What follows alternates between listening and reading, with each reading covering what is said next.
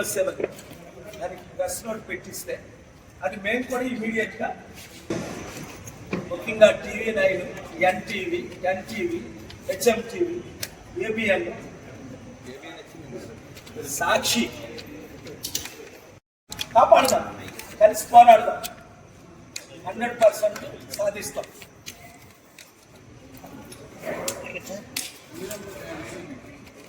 అంతవరకు ఎందుకు ఒక మంచి ఎగ్జాంపుల్ మీకు ఇస్తాను. మన దేశ చరిత్రలోనే నెంబర్ 1 మూవీ ఏది గ్రోస్ది?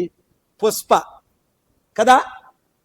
ఆ పుష్పలో చూడండి, మూవీలో వీడు హీరో అయిపోతాడు.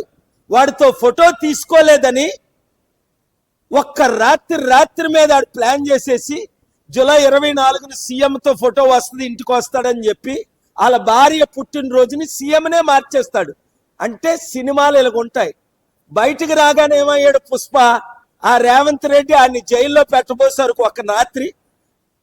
ఇక్కడ చిరంజీవి ప్రశంసలు, అక్కడ నాగబాబు ప్రశంసలు. సీఎంను మార్చలేదు సరికదా, రేవంత్ రెడ్డి కాళ్ళ మీద ఈ దరిద్రులు పడి ఈ మూవీ వాళ్ళందరూ 100 కోట్లు ఇచ్చారని నాకు ఎవిడెన్స్ కూడా ఒకరు ప్రొడ్యూస్ చేస్తున్నారు.